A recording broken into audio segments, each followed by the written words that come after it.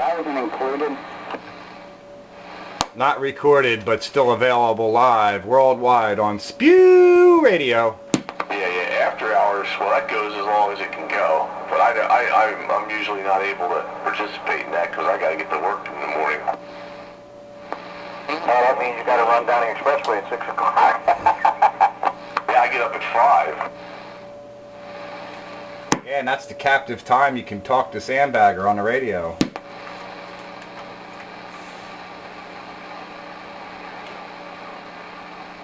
Yeah, on the repeater anyway. Yeah, I was talking on that little 440 thing lately going to work. Yeah? Yeah, it's kind of entertaining. I guess it could be.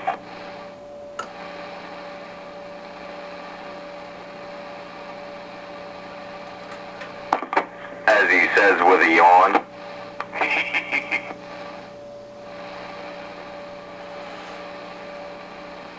Now, I just turned something on. What's this sound like? This classic radio compressor. That sounds neat. Really? I can't really tell what it sounds like. It's not doing anything in my talkback. Makes you sound, it's like a natural voice sound. That's pretty cool. It's set up on a, compression is on a 2. The power is up to about a 5 or a 6. So what kind of mic is that?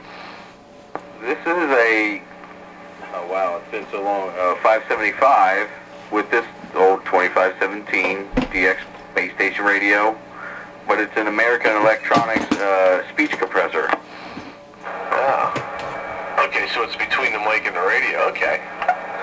You could probably crank the gain a little bit on it, but I don't know. I like the tone quality of it. It's got a natural sound to it.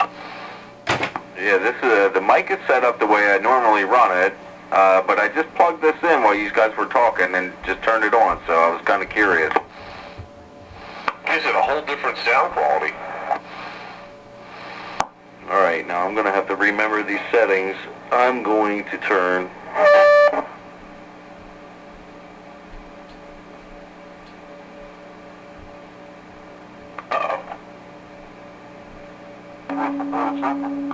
Specifications are subject to change without notice. Yeah, how about that? There it went. There you go. Alright, the gain was here. That's with the compression all the way off. Oh, it's getting goofy again. Trying to put a little tuner cleaner in them pots, maybe. They're sliders, yep. Yeah, they'll do that. It was just right when you started out. You had it right. Yeah, but I wanted to play. I don't do it very often. That's right. Camel. Yo. Go ahead, I'm back quiet. Someone calling for the camera out there? Somebody said he wanted to play, and that's what I told you. It's never good enough. 10-4. Never good enough. Always room for more. Alright, right there's back where it was, I'm pretty sure. Sound about the same? Yeah, it sounded like a little bit better before. Yeah, a little bit more punch. That's trying to prove, man. That's cool, this little doohickey works as good as it does. Yeah, that's what I say. It gives it a much more natural sound. I have to play with that later on Spew Radio. Check it out. There you go. It's the best thing for Spew Radio. Instant Watergate.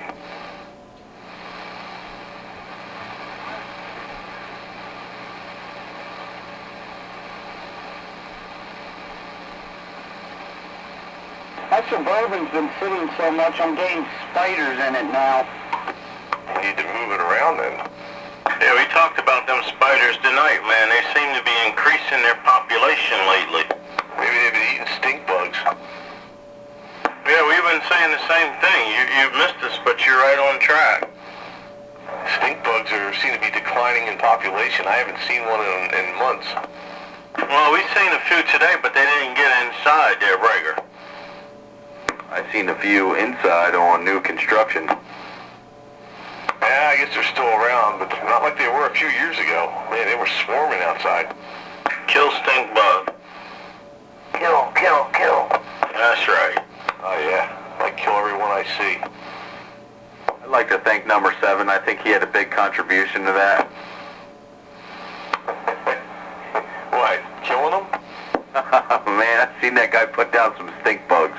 He'd stick them in bottles of water and just shake them up. Them things, you couldn't sink them. I just squish them. I don't care if they stink. What model is that Midland you used there, Bagger? What I'm on now? 13898B. What was the other one? 13885. That look anything like the, no, I don't know what the 885, let me check that. 885, looks like the 880B. Similar to that anyway. Made in 1971.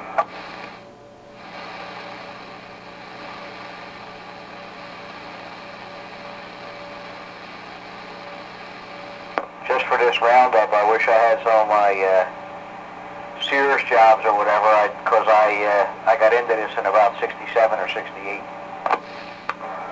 Sears had radios back then? Wow. Yep. What the hell did we have? Maybe 13 channels? I can't even remember. Oh, okay. Yeah, I guess Sears probably had them early on, and they stopped carrying them for a while until the fad caught up again in the 70s, and then they started offering radios again. Yep. Monkey Ward. Yeah, Monkey Ward. Yeah, there was a bunch of radios in the 60s. It was kind of cool. But a whole lot of less than 23 channel though. I don't think it was, but I gave it to my kid, and all the people in Pottstown thought it was hot. It was just a standard radio. Oh yeah. Are they base station or mobile? What? Your Midland. These are base stations.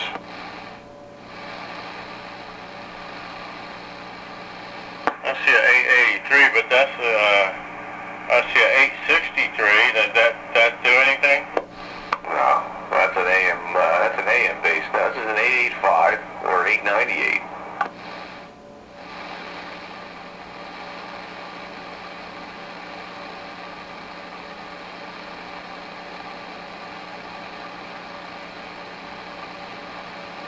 Just do a Google image search. Sure you'll find one. I have pictures of them on my website, so for sure it'll show up. That'll show up somewhere. All right, I'm gonna do a Google Midland. What? 13-885.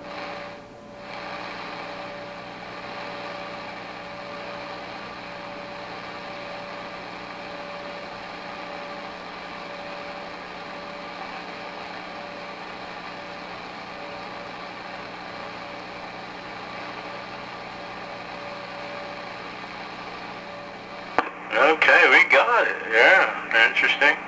Wonder if that has anything to do with your website. It might. You never know. Especially if there's a review with it. Yeah, is that you? And the clock says 6:30. That's me. Hey, Roger, that's a nice looking radio. You got that little transmit and receive light. Is it really a ruby crystal? Well, the lens is. It's a little weak bulb behind it. Yeah, I like them little bulbs that look like that. Yeah. I've had this radio since 1976. So you were the first owner? No, I was not the first owner. I was probably, let's see, the guy I got it from, it got struck by lightning, so I had to bring it back from the dead. And the guy he got it from, I knew him, and I knew the guy that he got it before that, so there was at least 3 other people that had it before me, and probably a 4th. Roger, so this is your writing, that this radio was manufactured in December of 1971, and was the upgrade model of the oldest 13880Bs, and recently reflected the FCC's newer high 15-watt PEPSSB input power rating. That's me. Yeah, and there's more, and that radio is available on the Bay right now. I was kind of watching it, but I'm not going to go for it. But one of these days I may acquire one. I like the style, I like the big meter. Love the big meter. That was always my favorite part about it.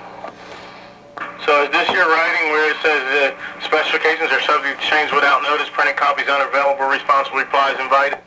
That's right. Yeah, there's other radio reviews on that page somewhere, and some of those are my reviews. Yeah, Pete's got like 4 or 5 of them or something that I put on there. Yeah, and I got a couple more in the works, believe it or not.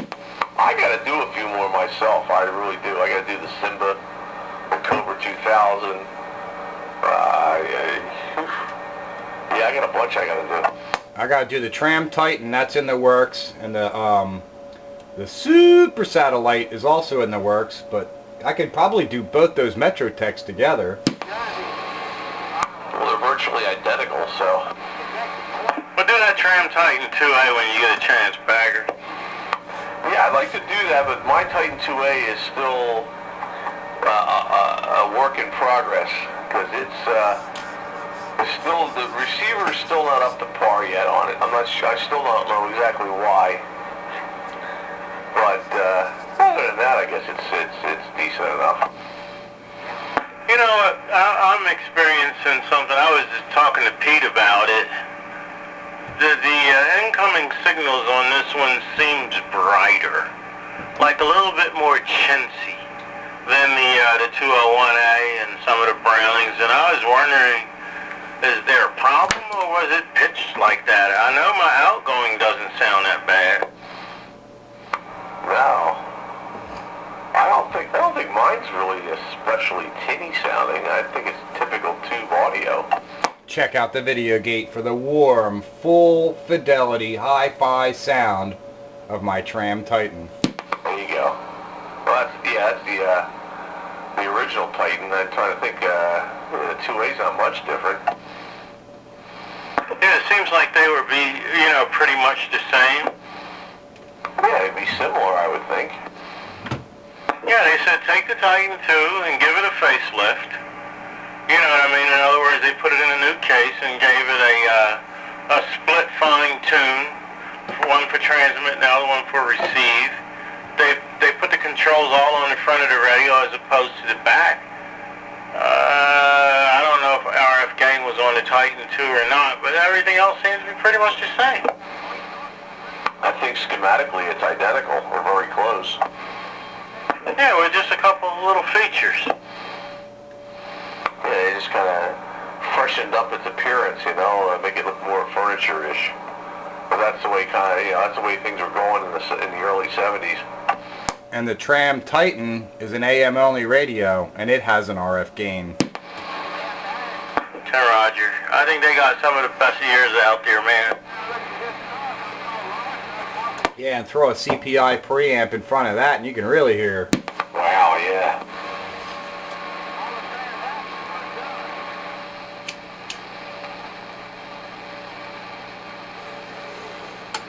I love them CPI preamps, man. Them things are great.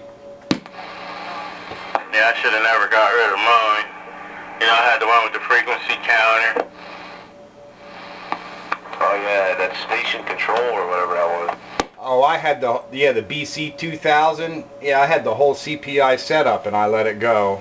I don't know why, but I did. The preamp works pretty good. When I sold my CPI 2000, I think that's when I bought my Yaesu 450. I think I think that was the trade. But man, that CPI was a really good sideband radio. It worked okay. Well, transmit AM, it was great. Receive AM, but where sideband is where that thing worked, man. But yeah, I had the BC 2000 console with the preamp and the frequency counter, built-in tuner. I never got good modulation out of mine on AM, but on sideband it was superior quality equipment. That's right. Yeah, you had to be real careful how you set that up on AM. you had a carrier adjust inside, and it had the modulation percentage. And if you went too far on the percentage and not enough carrier, it would start to mush out on it. But if you were real careful, you could get it to sound pretty good. And it sounded real nice on Turner Sidekick. There's very few type accepted Class D Citizens Band radios out there where you'll find the final transistor is an actual pill. Yeah, you can get 30 watts of sideband power out of that. Are you telling me that that thing had a pill for a final? Yes, sir, and a built-in built-in low-pass filter. Which pill was it? I don't remember what the number was, but it was capable of doing about 30 watts. Although the power supply did not like it, it used to shut down. So I had to back it back down again, but yeah, they over-designed that thing. You know, get 12 watts out, and then you got a transmitter strip that's capable of 30 watts, so that thing's loafing along at 12. Roger. No distortion there. Even though I don't have it, at least I had the honor of owning one, and it was a good one, because I had Dave go through it, and he had that thing working tits. Oh, you had two of them. I had to bring the other one back from the dead because it had all kinds of problems. Yeah, that one had a lot of issues. I took the better of the two, had it for a while, and then I got rid of it when the massive warfare was going on and CB radio wasn't really a lot of fun, and I went and bought that Yaesu 450. Yeah, I remember when you sold it, you were like, you know, that was the justification you used. It's like, you know, I don't need it anymore, and blah, blah, blah. It's, you know, no fun, blah, blah, blah. I'm going to turn, you know, one band's profit into another band's radio. And that's what I did. It was a fun radio, but even still, took up a lot of real estate and wasn't much use on AM. The good one that you kept, though, actually didn't sound bad on AM. You had a sidekick on it, didn't you? Yeah, that's right. Sounded real good. It was a beautiful match for that radio. Well, if you look, you'll see CPI had a microphone out there, and it looks suspiciously like the Turner Super Sidekick. Yeah, it probably had the same frequency characteristics. I didn't see any difference.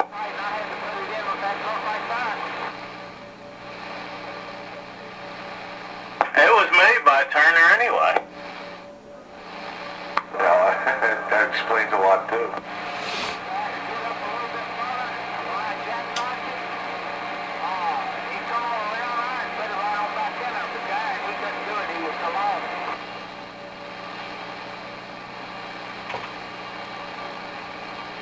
You could expand the channel coverage of those with like they used to sell a expansion ROM or something, and you could, and the channel selector would go all the way up to 99. Yep, mine went from channel 1 to channel 99, and the frequency counter matched.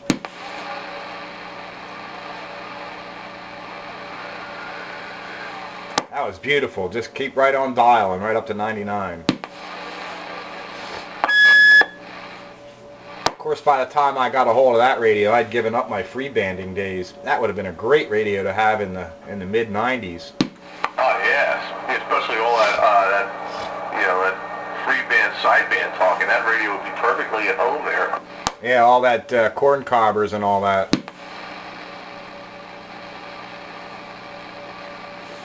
Show you right. That's right. Show you right. Damn hay fever. Where did Sparky end up?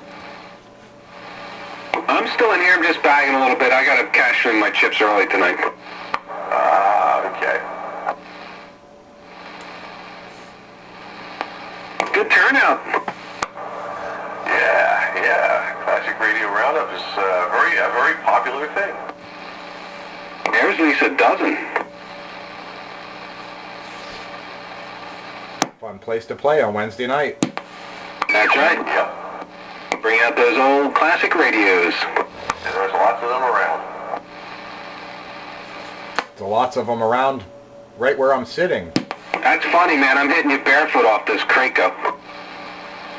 Yeah, it's a little bit lower signal, but I still hear you fine. It's nice and quiet now. The skip pretty much faded out. Yeah, let's see what she does. Alright, hey, this radio, it's doing 4 swinging 12. That's pretty good. Yeah, that's still what it's supposed to do.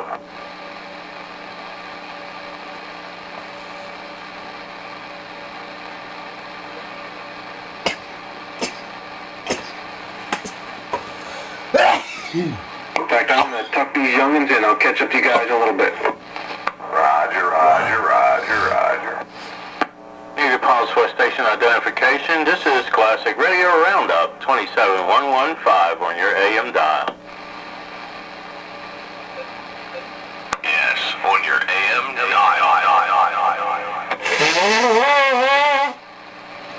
That reminded me of the Johnny O show. You remember that? Who's Johnny O? I used to come on DAS and he had a little Johnny O.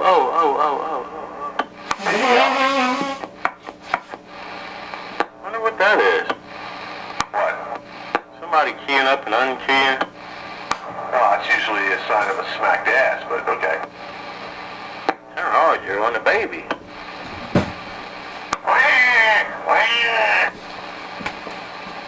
Usually, but not definitively. It could be a sign of technical difficulties. It could be, especially on like a classic radio night when you're doing the best you can. Talk or whatever.